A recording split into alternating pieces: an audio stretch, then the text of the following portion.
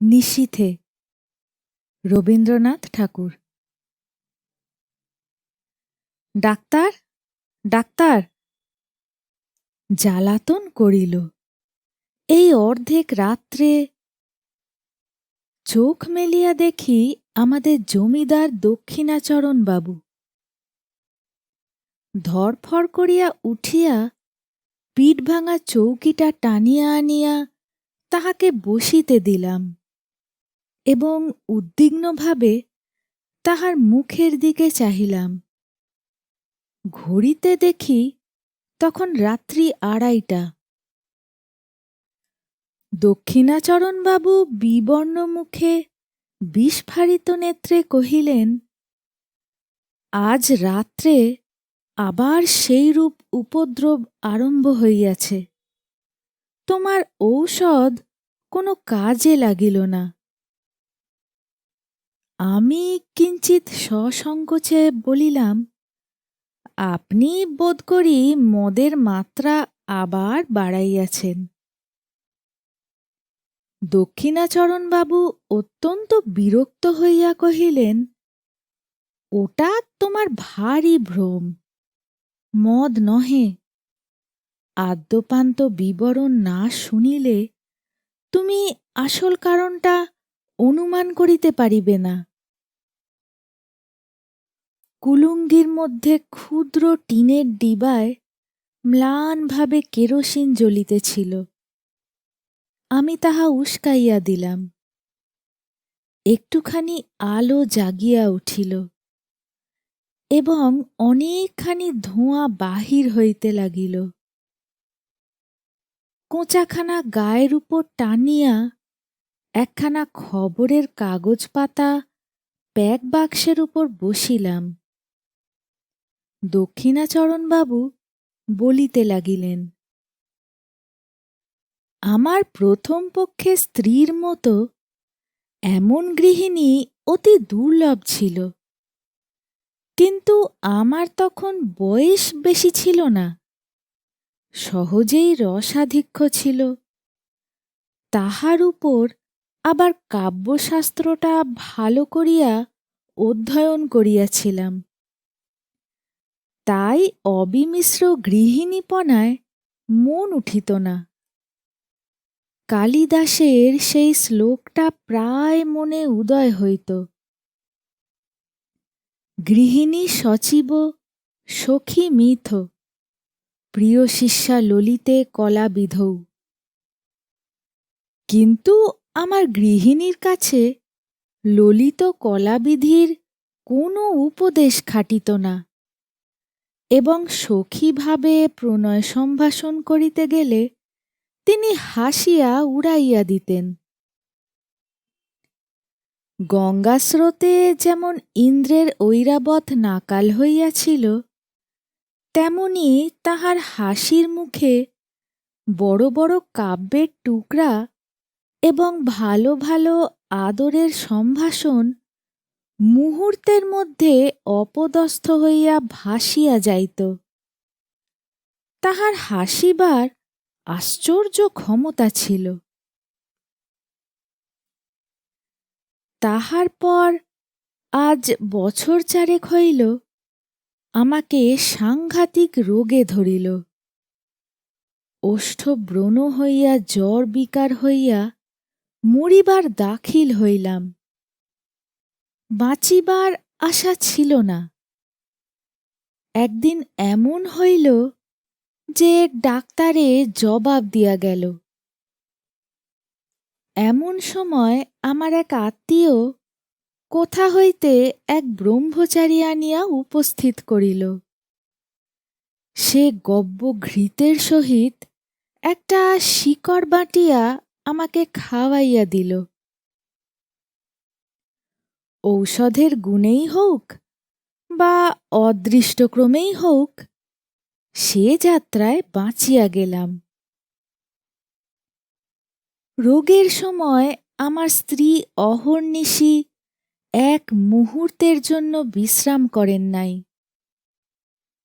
সেই কটা দিন একটি অবলা স্ত্রীলোক মানুষের সামান্য শক্তি লইয়া প্রাণপণ ব্যাকুলতার সহিত দ্বারে সমাগত যমদূতগুলার সঙ্গে অনবরত যুদ্ধ করিয়াছিলেন।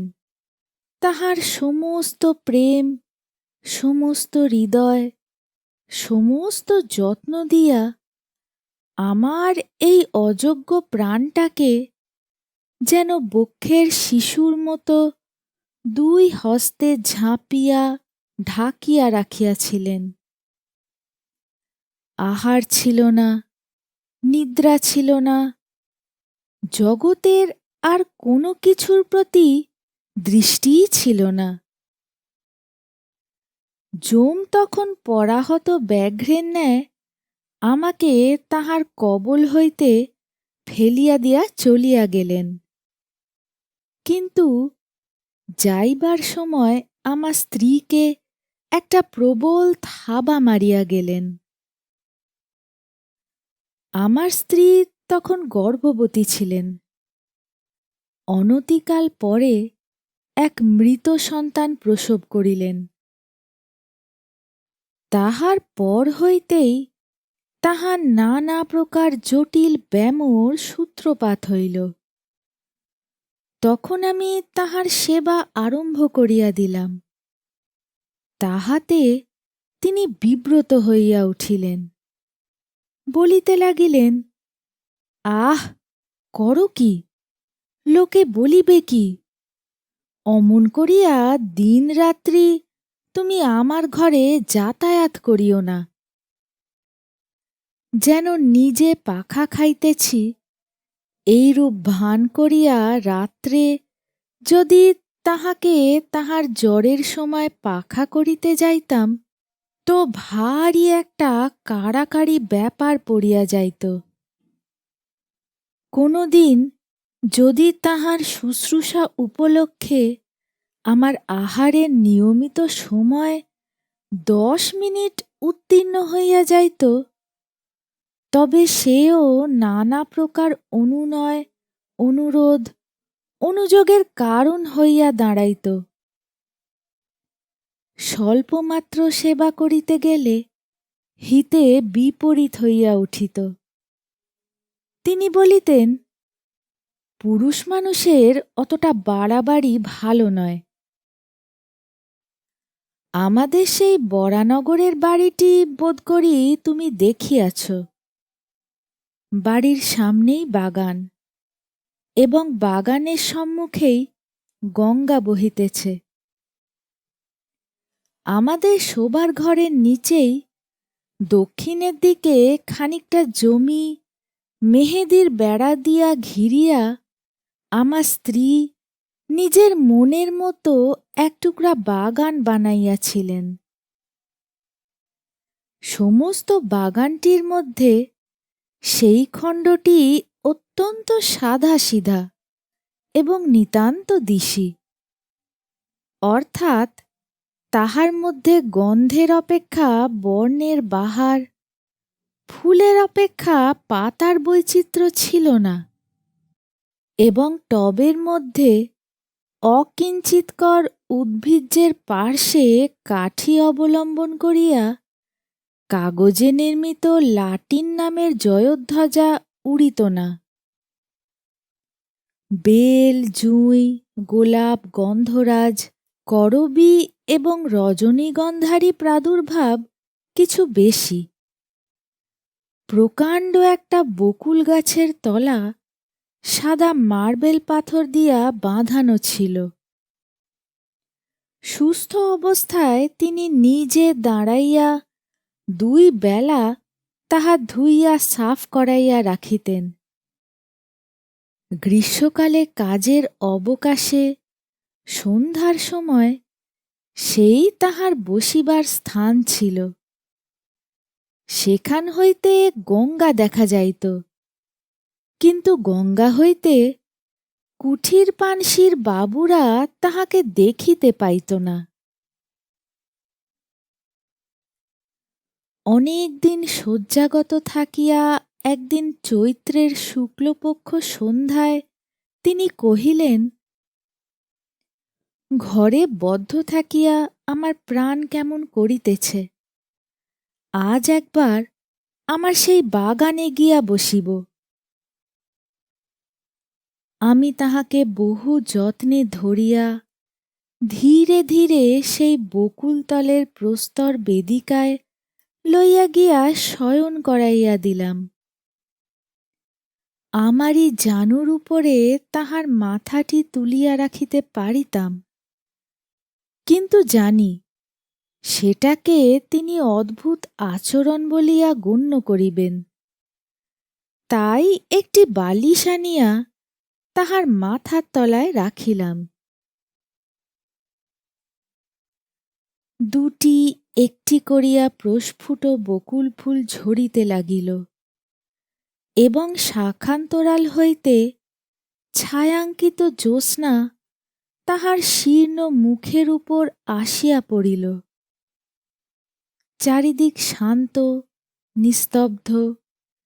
সেই ঘন গন্ধপূর্ণ ছায়ান্ধকারে একপার্শ্বে নীরবে বসিয়া তাহার মুখের দিকে চাহিয়া আমার চোখে জল আসিল। আমি ধীরে ধীরে গাছের গোড়ায় আসিয়া দুই হস্তে তাহার একটি উত্তপ্ত শীর্ণ হাত তুলিয়া লইলাম। তিনি তাহাতে কোনো আপত্তি করিলেন না। কিছুক্ষণ এইরূপ চুপ করিয়া বসিয়া থাকিয়া আমার হৃদয় কেমন উদ্বেলিত হইয়া উঠিল। আমি বলিয়া উঠিলাম, তোমার ভালোবাসা আমি কোনো কালে ভুলিব না। তখনই বুঝিলাম কথাটা বলিবার কোনো আবশ্যক ছিল না। আমার স্ত্রী হাসিয়া উঠিলেন। সে হাসিতে লজ্জা ছিল, সুখ ছিল এবং কিঞ্চিৎ অবিশ্বাস ছিল, এবং উহার মধ্যে অনেকটা পরিমাণে পরিহাসের তীব্রতাও ছিল।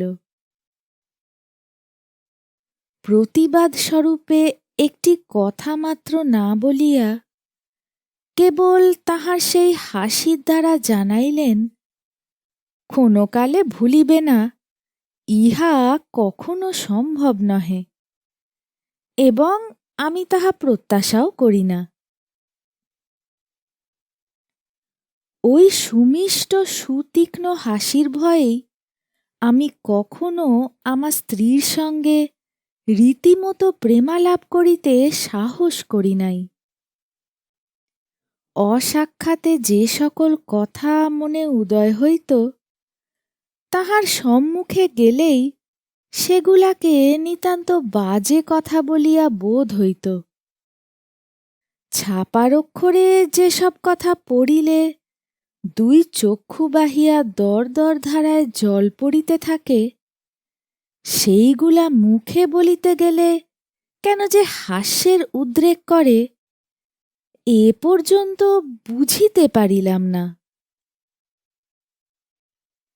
বাদ প্রতিবাদ কথায় চলে, কিন্তু হাসির উপরে তর্ক চলে না।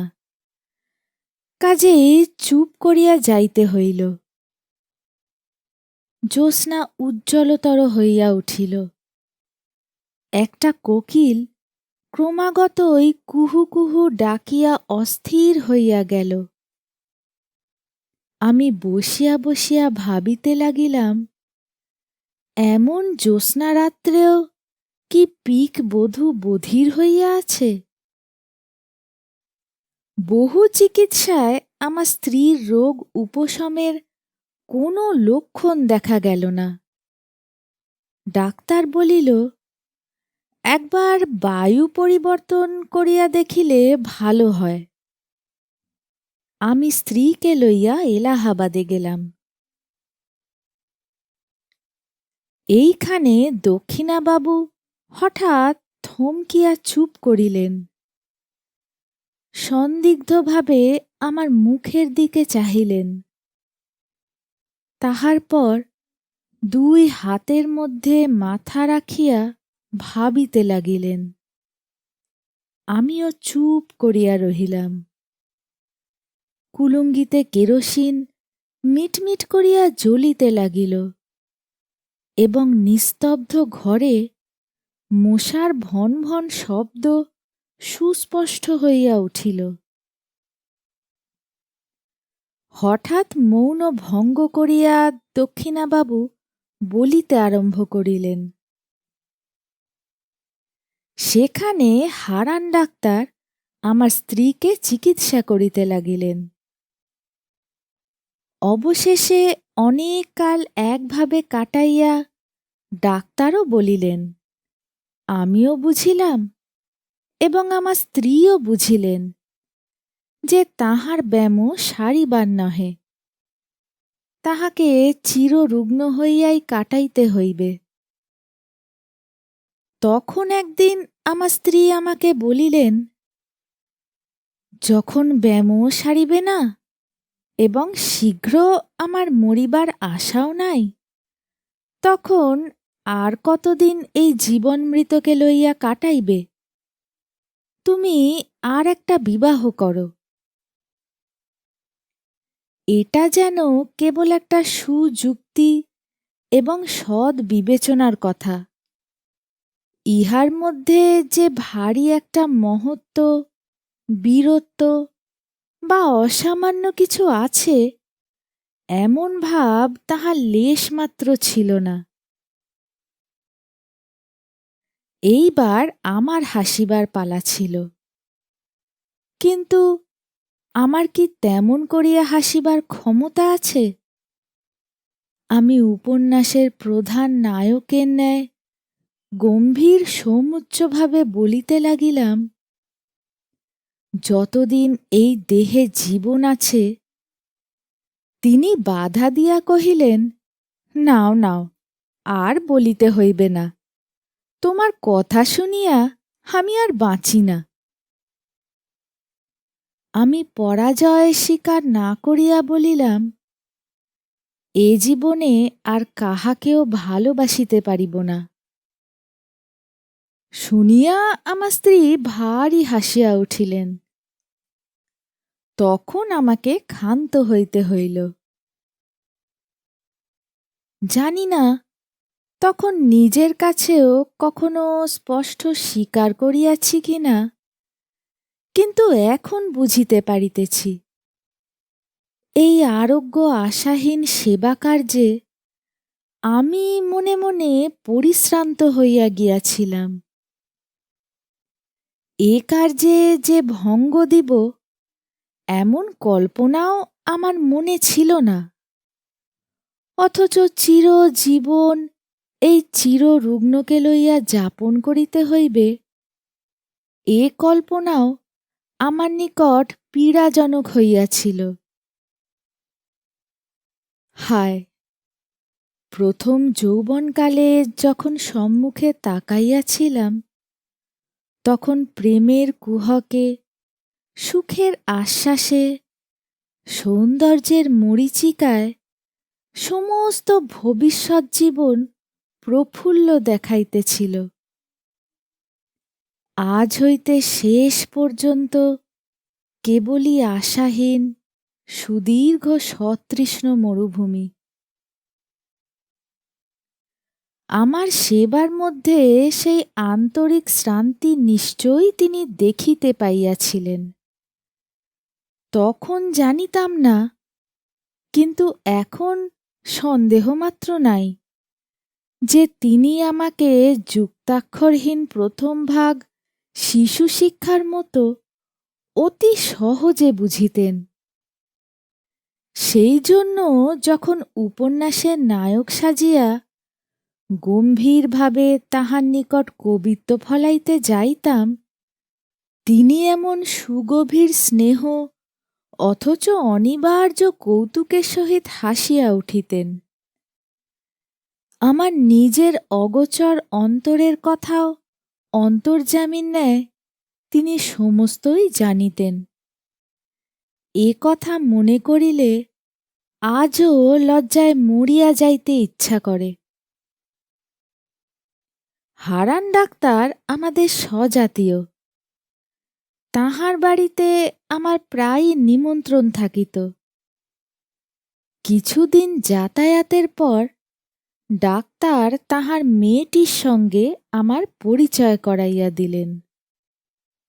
মেয়েটি অবিবাহিত, তাহার বয়স 15 হইবে। ডাক্তার বলেন তিনি মনের মতো পাত্র পান নাই বলিয়া বিবাহ দেন নাই, কিন্তু বাহিরের লোকের কাছে গুজব শুনিতাম মেয়েটির কুলের দোষ ছিল, কিন্তু আর কোনো দোষ ছিল না। যেমন সুরূপ তেমনই সুশিক্ষা।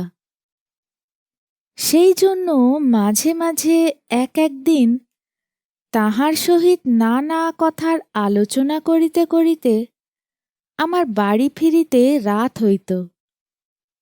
আমার স্ত্রীকে ঔষধ খাওয়াইবার সময় উত্তীর্ণ হইয়া যাইত।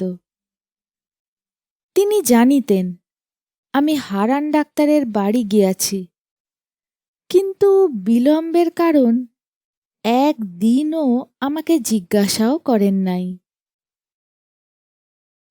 মরুভূমির মধ্যে আর একবার মরীচিকা দেখিতে লাগিলাম। তৃষ্ণা যখন বুক পর্যন্ত, তখন চোখের সামনে কুল পরিপূর্ণ স্বচ্ছ জল ছলছল ঢলঢল করিতে লাগিল। তখন মনকে প্রাণপণে টানিয়া আর ফিরাইতে পারিলাম না। রোগীর ঘর আমার কাছে দ্বিগুণ নিরানন্দ হইয়া উঠিল। তখন প্রায়ই শুশ্রূষা করিবার এবং ঔষধ খাওয়াইবার নিয়ম ভঙ্গ হইতে লাগিল। হারান ডাক্তার আমাকে প্রায় মাঝে মাঝে বলিতেন, যাহাদের রোগ আরোগ্য হইবার কোনো সম্ভাবনা নাই, তাহাদের পক্ষে মৃত্যুই ভালো, কারণ বাঁচিয়া তাহাদের নিজেরও সুখ নাই, অন্যেরও অসুখ। কথাটা সাধারণভাবে বলিতে দোষ নাই, তথাপি আমার স্ত্রীকে লক্ষ্য করিয়া এমন প্রসঙ্গ উত্থাপন করা তাহার উচিত হয় নাই।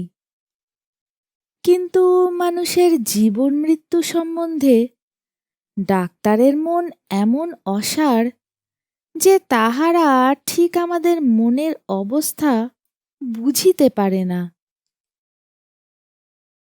হঠাৎ একদিন পাশের ঘর হইতে শুনিতে পাইলাম আমার স্ত্রী হারানবাবুকে বলিতেছেন, ডাক্তার, কতকগুলা মিথ্যা ঔষধ গিলাইয়া ডাক্তারখানা দেনা বাড়াইতেছ কেন? আমার প্রাণটাই যখন একটা ব্যামো, তখন এমন একটা ওষুধ দাও যাহাতে শীঘ্র এই প্রাণটা যায়। ডাক্তার বলিলেন, ছি, এমন কথা বলিবেন না। কথাটা শুনিয়া হঠাৎ আমার বক্ষে বড় আঘাত লাগিল। ডাক্তার চলিয়া গেলে আমার স্ত্রীর ঘরে গিয়া তাহার শয্যাপ্রান্তে বসিলাম। তাহার কপালে ধীরে ধীরে হাত বুলাইয়া দিতে লাগিলাম। তিনি কহিলেন, এ ঘর বড় গরম, তুমি বাহিরে যাও, তোমার বেড়াইতে যাইবার সময় হইয়াছে। খানিকটা না বেড়াইয়া আসিলে আবার রাত্রে তোমার ক্ষুধা হইবে না। বেড়াইতে যাওয়ার অর্থ ডাক্তারের বাড়ি যাওয়া। আমি তাহাকে বুঝাইয়াছিলাম ক্ষুধা সঞ্চারের পক্ষে খানিকটা বেড়াইয়া আসা বিশেষ আবশ্যক। এখন নিশ্চয় বলিতে পারি, তিনি প্রতিদিনই আমার এই ছলনাটুকু বুঝিতেন। আমি নির্বোধ, মনে করিতাম তিনি নির্বোধ। এই বলিয়া দক্ষিণাচরণবাবু অনেকক্ষণ করতলে মাথা রাখিয়া চুপ করিয়া বসিয়া রহিলেন। অবশেষে কহিলেন, আমাকে এক গ্লাস জল আনিয়া দাও। জল খাইয়া বলিতে লাগিলেন, একদিন ডাক্তারবাবুর কন্যা মনোরমা আমার স্ত্রীকে দেখিতে আসিবার ইচ্ছা প্রকাশ করিলেন। জানি না কি কারণে তাহার সে প্রস্তাব আমার ভালো লাগিল না, কিন্তু প্রতিবাদ করিবার কোনো হেতু ছিল না। তিনি একদিন সন্ধ্যাবেলায় আমাদের বাসায় আসিয়া উপস্থিত হইলেন। সেদিন আমার স্ত্রীর বেদনা অন্য দিনের অপেক্ষা কিছু বাড়িয়া উঠিয়াছিল। যেদিন তাহার ব্যথা বাড়ে সেদিন তিনি অত্যন্ত স্থির নিস্তব্ধ হইয়া থাকেন, কেবল মাঝে মাঝে মুষ্টি বদ্ধ হইতে থাকে এবং মুখ নীল হইয়া আসে। তাহাতেই তাহার যন্ত্রণা বুঝা যায়। ঘরে কোনো সাড়া ছিল না। আমি শয্যাপ্রান্তে চুপ করিয়া বসিয়াছিলাম। সেদিন আমাকে বেড়াইতে যাইতে অনুরোধ করেন এমন সামর্থ্য তাহার ছিল না, কিংবা হয়তো বড় কষ্টের সময় আমি কাছে থাকি এমন ইচ্ছা তাহার মনে মনে ছিল। চোখে লাগিবে বলিয়া কেরোসিনের আলোটা দ্বারের পার্শ্বে ছিল। ঘর অন্ধকার এবং নিস্তব্ধ। কেবল একবার যন্ত্রণার কিঞ্চিত উপশমে আমার স্ত্রীর গভীর দীর্ঘ নিঃশ্বাস শোনা যাইতেছিল। এমন সময়ে মনোরমা ঘরের প্রবেশদ্বারে দাঁড়াইলেন। বিপরীত দিক হইতে কেরোসিনের আলো আসিয়া তাহার মুখের উপর পড়িল। আলো আঁধারে লাগিয়া তিনি কিছুক্ষণ ঘরের কিছুই দেখিতে না পাইয়া দ্বারের নিকট দাঁড়াইয়া ইতস্তত করিতে লাগিলেন। আমার স্ত্রী চমকিয়া আমার হাত ধরিয়া জিজ্ঞাসা করিলেন, ও কে? তাহার সেই দুর্বল অবস্থায় হঠাৎ অচেনা লোক দেখিয়া ভয় পাইয়া আমাকে ২-৩ বার অস্ফুট স্বরে প্রশ্ন করিলেন, ও কে? ও কে গো? আমার কেমন দুর্বুদ্ধি হইল।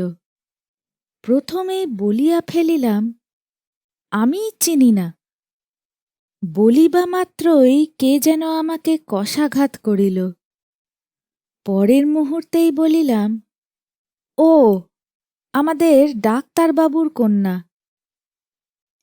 স্ত্রী একবার আমার মুখের দিকে চাহিলেন।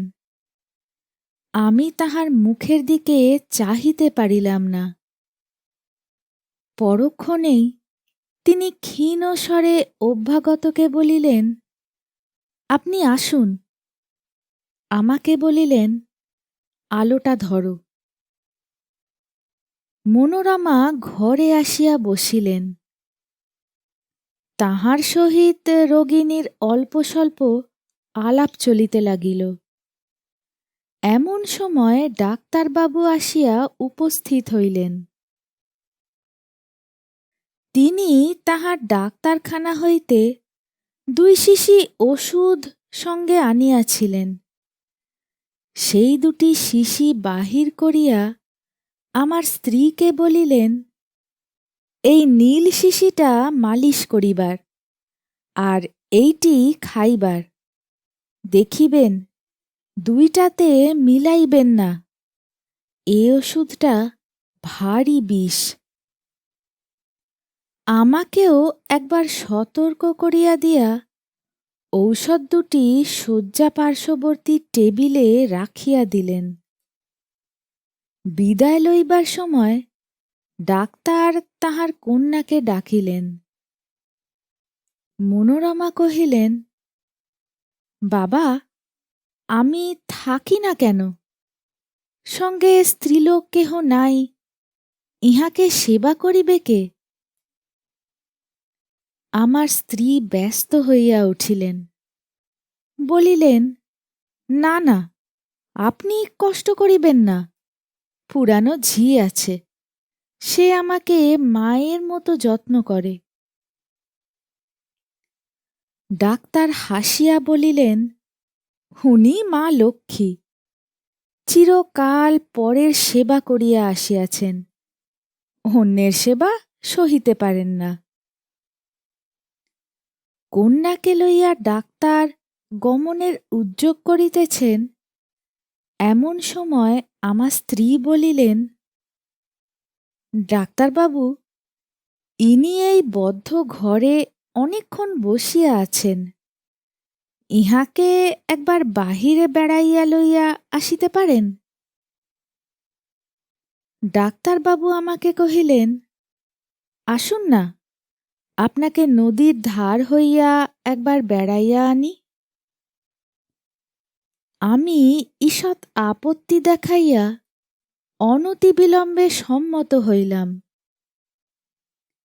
ডাক্তারবাবু যাইবার সময় 2 শিশি ঔষধ সম্বন্ধে আবার আমার স্ত্রীকে সতর্ক করিয়া দিলেন।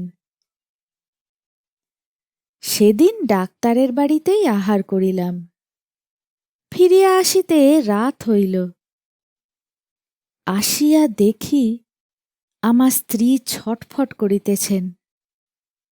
অনুতাপে বিদ্ধ হইয়া জিজ্ঞাসা করিলাম, তোমার কি ব্যথা বাড়িয়াছে? তিনি উত্তর করিতে পারিলেন না। নীরবে আমার মুখের দিকে চাহিলেন। তখন তাহার কণ্ঠ রোধ হইয়াছে। আমি তৎক্ষণাৎ সেই রাত্রেই ডাক্তারকে ডাকিয়া আনিলাম। ডাক্তার প্রথমটা আসিয়া অনেকক্ষণ কিছুই বুঝিতে পারিলেন না। অবশেষে জিজ্ঞাসা করিলেন, সেই ব্যথাটা কি বাড়িয়া উঠিয়াছে? ঔষধটা একবার মালিশ করিলে হয় না? বলিয়া শিশিটা টেবিল হইতে লইয়া দেখিলেন সেটা খালি। আমার স্ত্রীকে জিজ্ঞাসা করিলেন, আপনি কি ভুল করিয়া এই ঔষধটা খাইয়াছেন? আমার স্ত্রী ঘাড় নাড়িয়া নীরবে জানাইলেন, হ্যাঁ। ডাক্তার তৎক্ষণাৎ গাড়ি করিয়া তাহার বাড়ি হইতে পাম পানিতে ছুটিলেন। আমি অর্ধমূর্ছিতের ন্যায় আমার স্ত্রীর বিছানার উপর গিয়া পড়িলাম। তখন মাতা তাহার পীড়িত শিশুকে যেমন করিয়া সান্ত্বনা করে, তেমনি করিয়া তিনি আমার মাথা তাহার বক্ষের কাছে টানিয়া লইয়া 2 হস্তের স্পর্শে আমাকে তাহার মনের কথা বুঝাইতে চেষ্টা করিলেন। কেবল তাহার সেই করুণ স্পর্শের দ্বারাই আমাকে বারংবার করিয়া বলিতে লাগিলেন, শোক করিও না, ভালোই হইয়াছে, তুমি সুখী হইবে। এবং সেই মনে করিয়া আমি সুখে মরিলাম। ডাক্তার যখন ফিরিলেন, তখন জীবনের সঙ্গে সঙ্গে আমার স্ত্রীর সকল যন্ত্রণার অবসান হইয়াছে। দক্ষিণাচরণ আর একবার জল খাইয়া বলিলেন, উফ, বড় গরম। বলিয়া দ্রুত বাহির হইয়া বার কয়েক বারান্দায় পায়চারি করিয়া বসিলেন। বেশ বোঝা গেল তিনি বলিতে চাহেন না, কিন্তু আমি যেন জাদু করিয়া তাহার নিকট হইতে কথা কাড়িয়া লইতেছি। আবার আরম্ভ করিলেন, মনোরমাকে বিবাহ করিয়া দেশে ফিরিলাম। মনোরমা তাহার পিতার সম্মতিক্রমে আমাকে বিবাহ করিল। কিন্তু আমি যখন তাহাকে আদরের কথা বলিতাম, প্রেমালাপ করিয়া তাহার হৃদয় অধিকার করিবার চেষ্টা করিতাম, সে হাসিত না, গম্ভীর হইয়া থাকিত। তাহার মনের কোথায় কোনখানে কি খটকা লাগিয়া গিয়াছিল, আমি কেমন করিয়া বুঝিব? এই সময় আমার মদ খাইবার নেশা অত্যন্ত বাড়িয়া উঠিল। একদিন প্রথম শরতের সন্ধ্যায় মনোরমাকে লইয়া আমাদের বরানগরের বাগানে বেড়াইতেছি। ছমছমে অন্ধকার হইয়া আসিয়াছে। পাখিদের বাসায় ডানা ঝাড়িবার শব্দটুকুও নাই। কেবল বেড়াইবার পথের দুই ধারে ঘন ছায়াবৃত ঝাউগাছ বাতাসে সশব্দে কাঁপিতেছিল। শ্রান্তি বোধ করিতেই মনোরমা সেই বকুলতলার শুভ্র পাথরের বেদির উপর আসিয়া নিজের দুই বাহুর উপর মাথা রাখিয়া শয়ন করিল। আমিও কাছে আসিয়া বসিলাম। সেখানে অন্ধকার আরো ঘনীভূত। যতটুকু আকাশ দেখা যাইতেছে একেবারে তারায় আচ্ছন্ন। তরুতলের ঝিল্লির ধ্বনি যেন অনন্ত গগনবক্ষচ্যুত নিস্তব্ধতার নিম্ন প্রান্তে একটি শব্দের সরু পাড় বুনিয়া দিতেছে।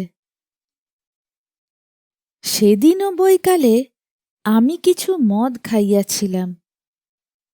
মনটা বেশ একটু তরলাবস্থায় ছিল। অন্ধকার যখন চোখে সহিয়া আসিল, তখন বনচ্ছায়াতলে পাণ্ডুর বর্ণ অঙ্কিত সেই শিথিল অঞ্চল শ্রান্তকায় রমণীর আবছায়া মূর্তিটি আমার মনে এক অনিবার্য আবেগের সঞ্চার করিল। মনে হইল ও যেন একটি ছায়া, ওকে যেন কিছুতেই দুই বাহু দিয়া ধরিতে পারিব না। এমন সময় অন্ধকার ঝাউ গাছের শিখর দেশে যেন আগুন ধরিয়া উঠিল। তাহার পরে কৃষ্ণপক্ষের জীর্ণপ্রান্ত হলুদ বর্ণ চাঁদ ধীরে ধীরে গাছের মাথার উপরকার আকাশে আরোহণ করিল। সাদা পাথরের উপর সাদা শাড়ি পরা সেই শ্রান্ত শয়ান রমণীর মুখের উপর জ্যোৎস্না আসিয়া পড়িল। আমি আর থাকিতে পারিলাম না। কাছে আসিয়া দুই হাতে তাহার হাতটি তুলিয়া ধরিয়া কহিলাম, মনোরমা, তুমি আমাকে বিশ্বাস করো না, কিন্তু তোমাকে আমি ভালোবাসি। তোমাকে আমি কোনো কালে ভুলিতে পারিব না। কথাটা বলিবা মাত্র চমকিয়া উঠিলাম। মনে পড়িল, ঠিক এই কথাটা আর একদিন আর কাহাকেও বলিয়াছি, এবং সেই মুহূর্তেই বকুল গাছের ছায়ার উপর দিয়া, ঝাউ গাছের মাথার উপর দিয়া, কৃষ্ণপক্ষের পীতবর্ণ ভাঙা চাঁদের নিচে দিয়া, গঙ্গার পূর্ব পার হইতে গঙ্গার সুদূর পশ্চিম পার পর্যন্ত হাহা হাহা হাহা করিয়া অতি দ্রুত বেগে একটা হাসি বহিয়া গেল। সেই মর্মভেদী হাসি কি অভ্রভেদী হাহাকার বলিতে পারি না। আমি তদ্দণ্ডেই পাথরের বেদির উপর হইতে মূর্ছিত হইয়া নিচে পড়িয়া গেলাম। মূর্ছা ভঙ্গে দেখিলাম আমার ঘরে বিছানায় শুইয়া আছি। স্ত্রী জিজ্ঞাসা করিলেন, তোমার হঠাৎ এমন হইল কেন? আমি কাঁপিয়া উঠিয়া বলিলাম, শুনিতে পাও নাই? সমস্ত আকাশ ভরিয়া হা হা করিয়া একটা হাসি বহিয়া গেল। স্ত্রী হাসিয়া কহিলেন, সে বুঝি হাসি? সার বাঁধিয়া দীর্ঘ এক ঝাঁক পাখি উড়িয়া গেল, তাদেরই পাখার শব্দ শুনিয়াছিলাম। তুমি এত অল্পেই ভয় পাও? দিনের বেলায় স্পষ্ট বুঝিতে পারিলাম, পাখির ঝাঁক উড়িবার শব্দই বটে। এই সময়ে উত্তর দেশ হইতে হংসশ্রেণী নদীর চরে চরিবার জন্য আসিতেছে, কিন্তু সন্ধ্যা হইলে সে বিশ্বাস রাখিতে পারিতাম না। তখন মনে হইত চারিদিকে সমস্ত অন্ধকার ভরিয়া ঘন হাসি জমা হইয়া রহিয়াছে। সামান্য একটা উপলক্ষে হঠাৎ আকাশ ভরিয়া অন্ধকার বিদীর্ণ করিয়া ধ্বনিত হইয়া উঠিবে। অবশেষে এমন হইল, সন্ধ্যার পর মনোরমার সহিত একটা কথা বলিতে আমার সাহস হইত না। তখন আমাদের বরানগরের বাড়ি ছাড়িয়া মনোরমাকে লইয়া বোটে করিয়া বাহির হইলাম। অগ্রহায়ণ মাসে নদীর বাতাসে সমস্ত ভয় চলিয়া গেল। কয়দিন বড় সুখে ছিলাম। চারিদিকে সৌন্দর্যে আকৃষ্ট হইয়া মনোরমাও যেন তাহার হৃদয়ের রুদ্ধ দ্বার অনেক দিন পরে ধীরে ধীরে আমার নিকট খুলিতে লাগিল। গঙ্গা ছাড়াইয়া খড়ে ছাড়াইয়া অবশেষে পদ্মায় আসিয়া পৌঁছিলাম। ভয়ঙ্করী পদ্মা তখন হেমন্তের বিবর্লিন ভুজঙ্গিনীর মতো কৃশ নির্জীবভাবে সুদীর্ঘ শীত নিদ্রায় নিবিষ্ট ছিল। উত্তর পারে জনশূন্য তৃণশূন্য দিগন্ত প্রসারিত বালির চর ধু ধু করিতেছে, এবং দক্ষিণের উচ্চ পাড়ের উপর গ্রামের আমবাগানগুলি এই রাক্ষসী নদীর নিতান্ত মুখের কাছে জোর হস্তে দাঁড়াইয়া কাঁপিতেছে। পদ্মা ঘুমের ঘোরে এক একবার পাশ ফিরিতেছে, এবং বিদীর্ণ তটভূমি ঝুপঝাপ করিয়া ভাঙিয়া ভাঙিয়া পড়িতেছে। এইখানে বেড়াইবার সুবিধা দেখিয়া বোট বাঁধিলাম। একদিন আমরা দুইজনে বেড়াইতে বেড়াইতে বহু দূরে চলিয়া গেলাম। সূর্যাস্তের স্বর্ণচ্ছায়া মিলাইয়া যাইতেই শুক্লপক্ষের নির্মল চন্দ্রালোক দেখিতে দেখিতে ফুটিয়া উঠিল। সেই অন্তহীন শুভ্র বালির চরের উপর যখন অজস্র অবারিত উচ্ছ্বসিত জ্যোৎস্না একেবারে আকাশের সীমা পর্যন্ত প্রসারিত হইয়া গেল, তখন মনে হইল যেন জনশূন্য চন্দ্রালোকের অসীম স্বপ্নরাজ্যের মধ্যে কেবল আমরা দুইজনে ভ্রমণ করিতেছি। একটি লাল শাল মনোরমার মাথার উপর হইতে নামিয়া তাহার মুখখানি বেষ্টন করিয়া তাহার শরীরটি আচ্ছন্ন করিয়া রহিয়াছে। নিস্তব্ধতা যখন নিবিড় হইয়া আসিল, কেবল একটি সীমাহীন দিশাহীন শুভ্রতা এবং শূন্যতা ছাড়া যখন আর কিছুই রইল না, তখন মনোরমা ধীরে ধীরে হাতটি বাহির করিয়া আমার হাত চাপিয়া ধরিল। অত্যন্ত কাছে সে যেন তাহার সমস্ত শরীর মন জীবন যৌবন আমার উপর বিন্যস্ত করিয়া নিতান্ত নির্ভর করিয়া দাঁড়াইল। পুলকিত উদ্বেলিত হৃদয়ে মনে করিলাম, ঘরের মধ্যে কি যথেষ্ট ভালোবাসা যায়? এইরূপ অনাবৃত অবারিত অনন্ত আকাশ নহিলে কি দুটি মানুষকে কোথাও ধরে? তখন মনে হইল, আমাদের ঘর নাই, দ্বার নাই, কোথাও ফিরিবার নাই। এমনি করিয়া হাতে হাতে ধরিয়া গম্যহীন পথে উদ্দেশ্যহীন ভ্রমণে চন্দ্রালোকিত শূন্যতার উপর দিয়া অবারিতভাবে চলিয়া যাইব। এইরূপে চলিতে চলিতে এক জায়গায় আসিয়া দেখিলাম, সেই বালুকা রাশির মাঝখানে অদূরে একটি জলাশয়ের মতো হইয়াছে। পদ্মা সরিয়া যাওয়ার পর সেইখানে জল বাঁধিয়া আছে।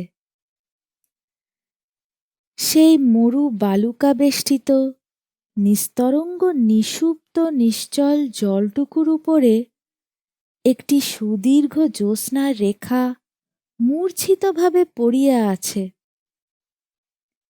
সেই জায়গাটাতে আসিয়া আমরা দুইজনে দাঁড়াইলাম। মনোরমা কি ভাবিয়া আমার মুখের দিকে চাহিল। তাহার মাথার উপর হইতে শালটা হঠাৎ খসিয়া পড়িল।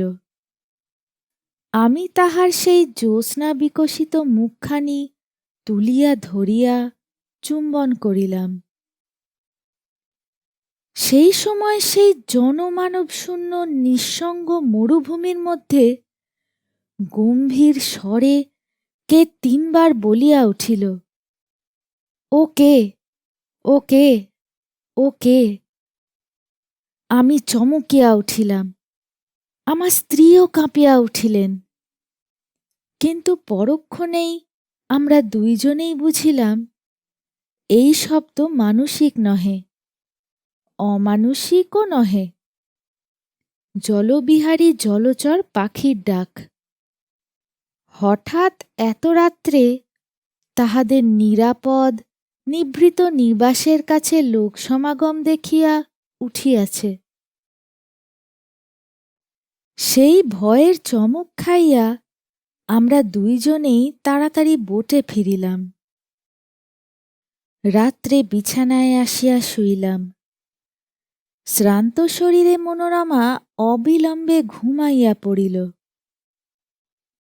তখন অন্ধকারে কে একজন আমার মশারির কাছে দাঁড়াইয়া সুষুপ্ত মনোরমার দিকে একটিমাত্র দীর্ঘ শীর্ণ অস্থিসার অঙ্গুলি নির্দেশ করিয়া যেন আমার কানে কানে অত্যন্ত চুপি চুপি অস্ফুট কণ্ঠে কেবলই জিজ্ঞাসা করিতে লাগিল, ও কে, ও কে, ও কে গো? তাড়াতাড়ি উঠিয়া দেশলাই জ্বালাইয়া বাতি ধরাইলাম। সেই মুহূর্তেই ছায়ামূর্তি মিলাইয়া গিয়া আমার মশারি কাঁপাইয়া বোট দুলাইয়া আমার সমস্ত ঘর্মাক্ত শরীরের রক্ত হিম করিয়া দিয়া হাহা হাহা হাহা করিয়া একটা হাসি অন্ধকার রাত্রির ভিতর দিয়া বহিয়া চলিয়া গেল। পদ্মা পার হইল, পদ্মার চর পার হইল, তাহার পরবর্তী সমস্ত সুপ্ত দেশ গ্রাম নগর পার হইয়া গেল। যেন তাহা চিরকাল ধরিয়া দেশ দেশান্তর লোক লোকান্তর পার হইয়া ক্রমশ ক্ষীণ ক্ষীণতর ক্ষীণতম হইয়া অসীম সুদূরে চলিয়া যাইতেছে। ক্রমে যেন তাহা জন্মমৃত্যুর দেশ ছাড়াইয়া গেল।